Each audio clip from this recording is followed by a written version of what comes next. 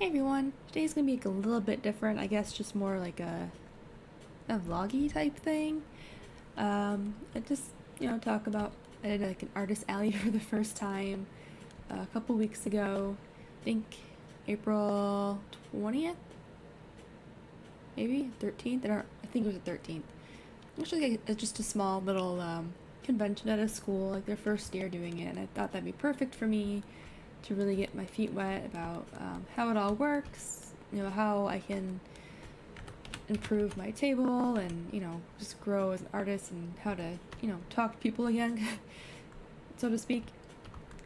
So yeah, and that's pretty much what I'm going to be talking about today. So if it's not for you or you're not interested, feel free to watch something else. And I'll just be drawing and working on stuff while I'm talking. So basically I've always wanted to do this sort of thing. Like, I don't know, for the longest time I've always wanted to sell my artwork and do commissions and all this stuff, and I have done commissions in the past. It's just been lately I haven't really pushed it as much, and I used to do a lot in the past, but life happens and I wasn't able to anymore. So it happens. But yeah, so when I got the opportunity to do the artist alley this year, I was really excited about it. I felt like I was finally accomplishing what I wanted to do with my art, and really build more of a fan base. And because it was local, it wasn't like too much of a burden on me to drive around or cost wise and stuff like that.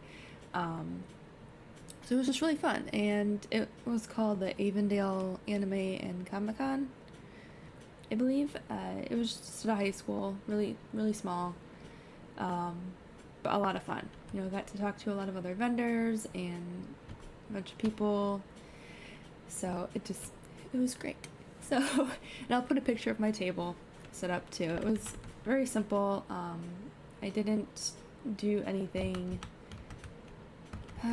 like the wire cubes or anything like that, because I'm like, I don't really have a lot to show yet or to sell. I want to try and keep it simple for me, and see if what I'm doing I'm liking. I don't want to invest all this time and money into something that I realize, oh, I didn't like this, I didn't enjoy it like I thought it would.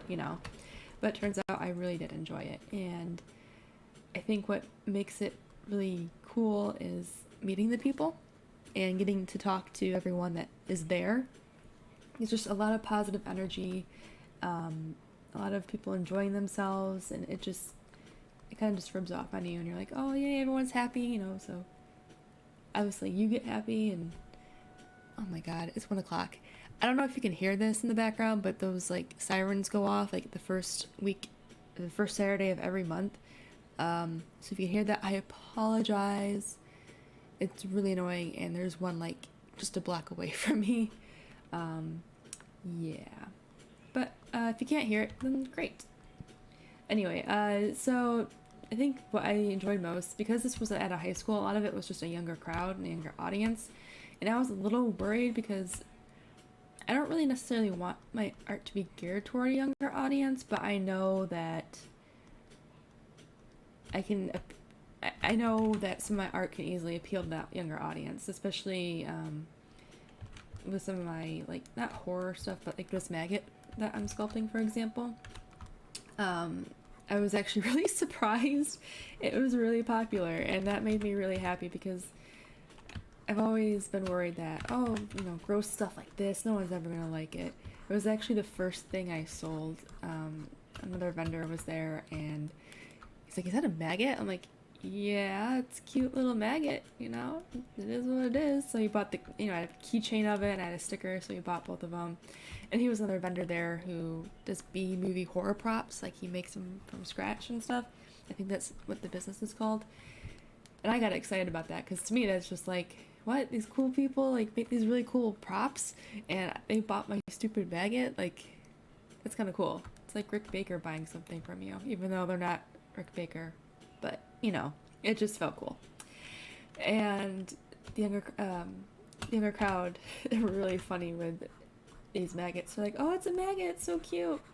And these two girls were just so excited about everything at my table.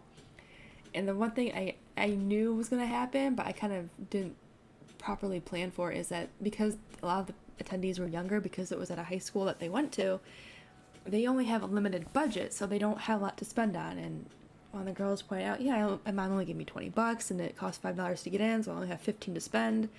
And if you're there all day, you have to take into consideration, well, I need food to buy, you know, if I get hungry, or water. So that's probably another $5. So really, they only have like $10 to spend.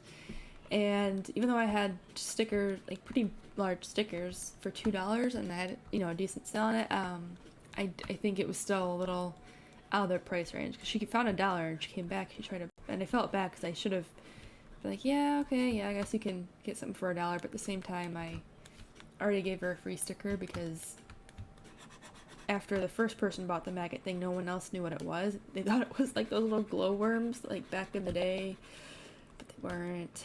So the fact that her and her friend knew that this was a cute little maggot, I'm like, you know what, you can have the sticker, you can take it, it's okay. You know, they're not like super crazy or expensive to buy, and they're really happy, and then to me that's more important than, you know, making that $2. I mean, I'm not doing that all the time or anything, but I know how important it is for young people to I guess, feel like they're being recognized, you know, especially at that age. So, you know, it is what it is.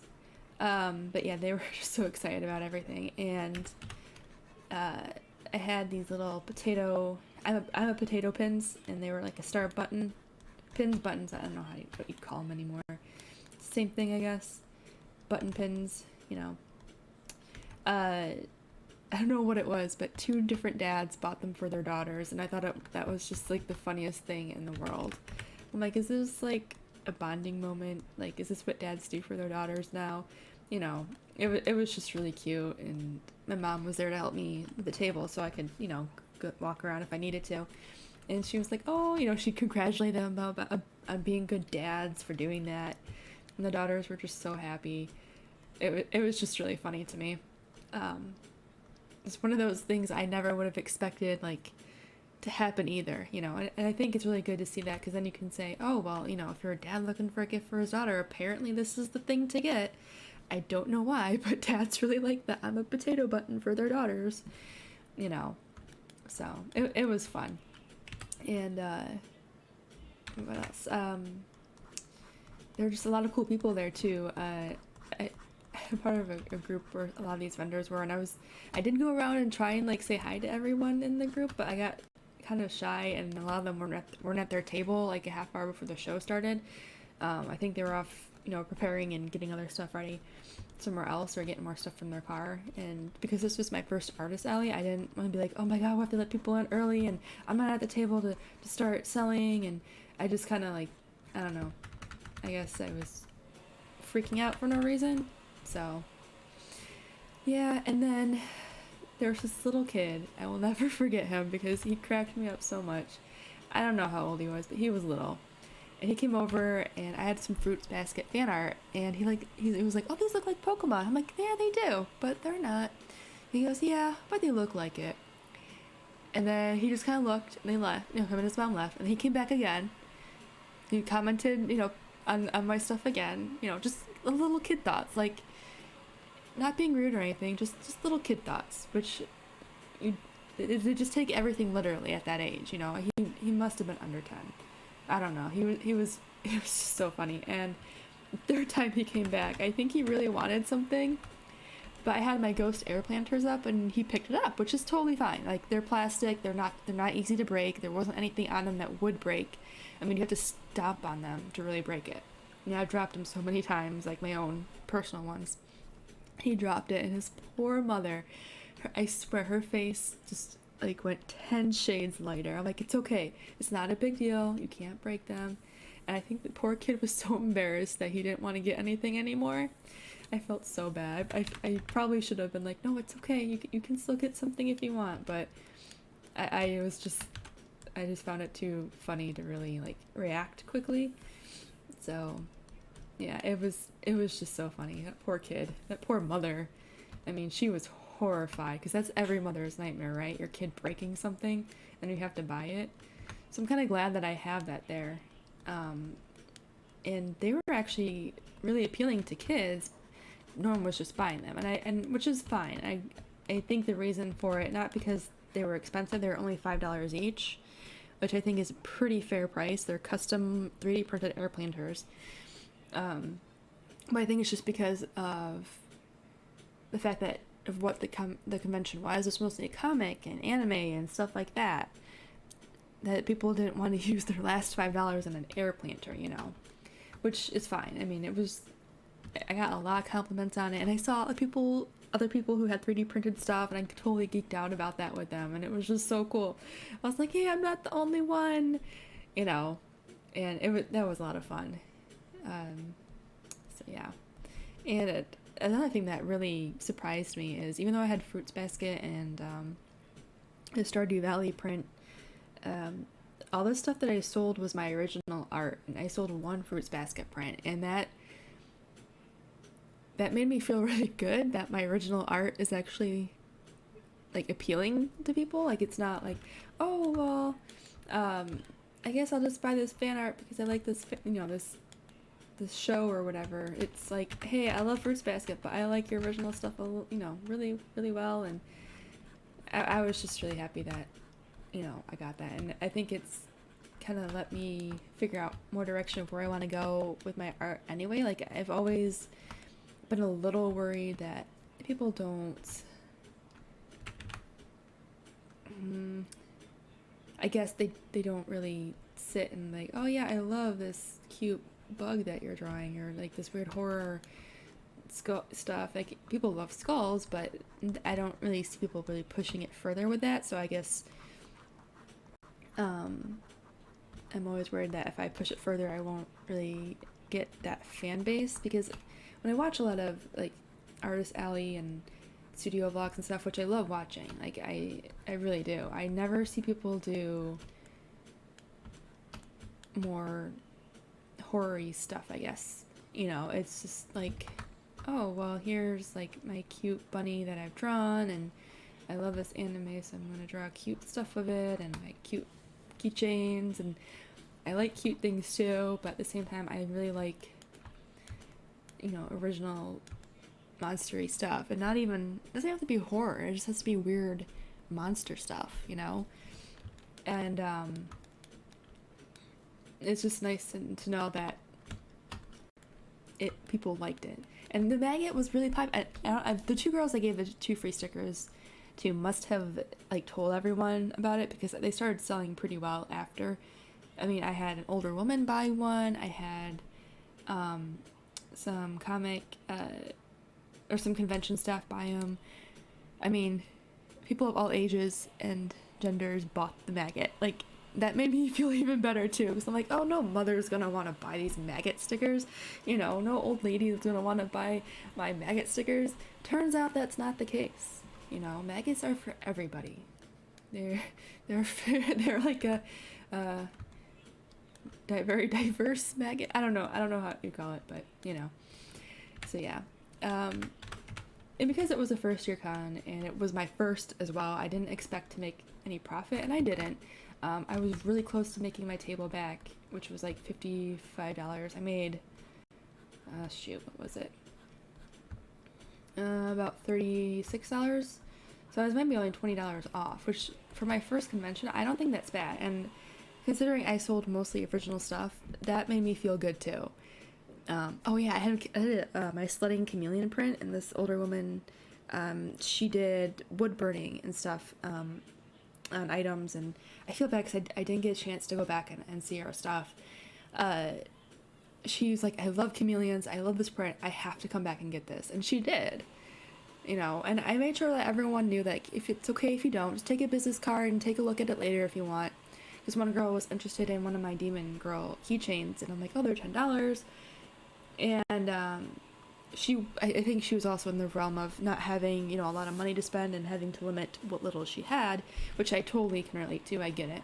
So I told her, you know, after I got told her the price, I thought she was going to buy it. She's like, oh no, I don't know if I want it yet, or if I can afford everything yet. I'm like, well, don't worry, this is a pressure-free zone. It's not a big deal if you don't want to buy it right now. Just take a business card, and that way, if you do want it later on, you always know where to get it. You know, it's not a big deal. and she really appreciated that, you know.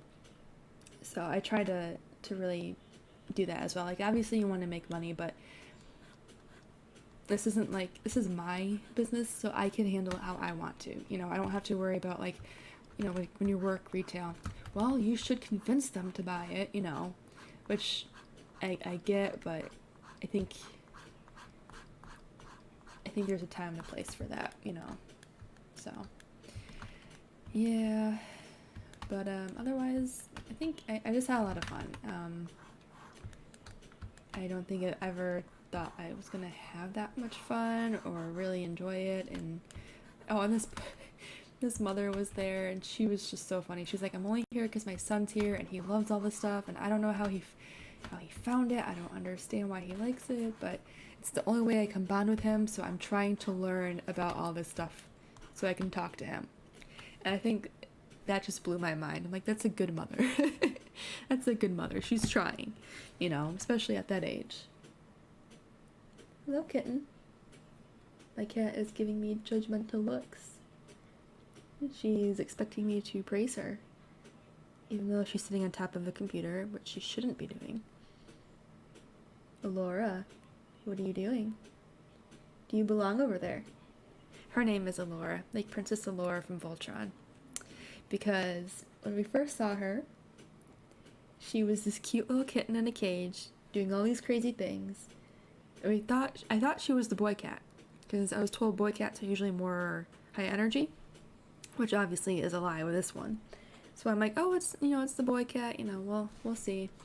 And we went back to see the cats, and in her cage it was a boy and a girl, but their descriptions were the same, so I couldn't really tell. And I wasn't gonna try and like look, you know, one's sleeping, the other one's, I don't know, doing karate chops, which was the one we got. And when I went back, she was the only one in the cage. I'm like, oh, it's the girl.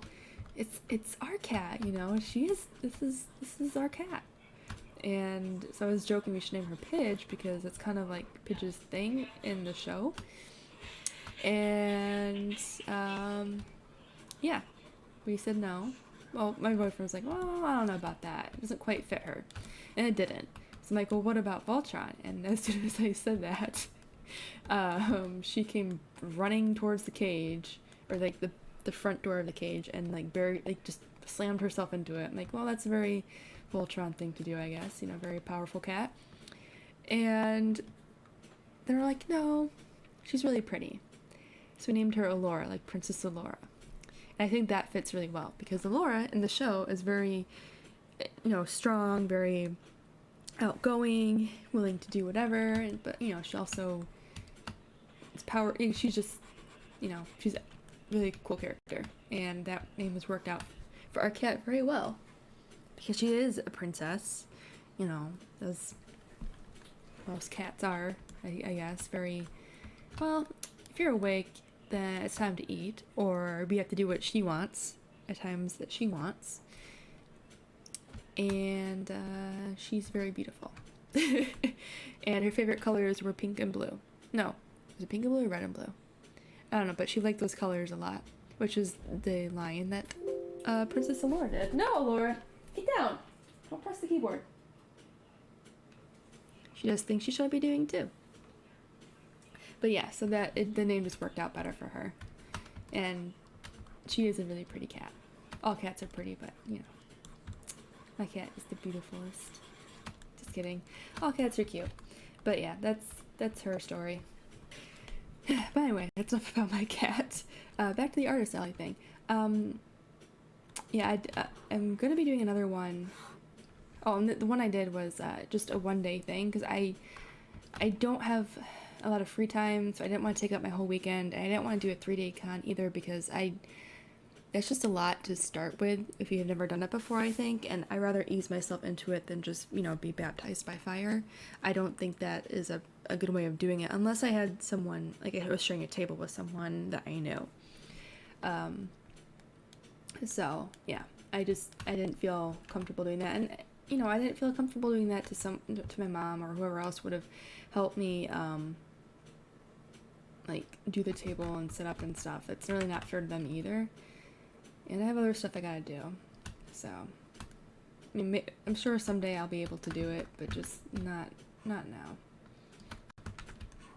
The next con I'm doing is also a one-day convention, which is called the Really Cool Comic Con. It's in Howell, Michigan, so I'll be there. I'm excited to see how that one goes. I guess it's only their second year of doing this. So, I mean, who knows how it's gonna go. Maybe I'm gonna do great. Maybe it'll be a bust. I don't know. But I'm really excited to try, and everything else local I think has been filled up already. But that's okay. I'm gonna keep looking out for next year at least. I was gonna try some holiday markets for craft shows, but I don't know if my stuff would do well, because it's just there are certain aesthetics that people look for at these types of shows, and I don't really think I could meet those aesthetics. So yeah. Okay, so this video is getting a little long, so I guess I'll stop it here. Just want to share my experience, because I know it's fun and I like listening to these stories, so hopefully you guys do too. As always, leave your comments and everything else in the comments below this video. If you want to support me, feel free to subscribe to my channel. It really helps out a lot. Or you can donate to my coffee. The money goes towards, paying bills, managing everything, and it just helps. I don't really get anything out of doing these videos other than having fun. So, otherwise, I will see you guys in the next video.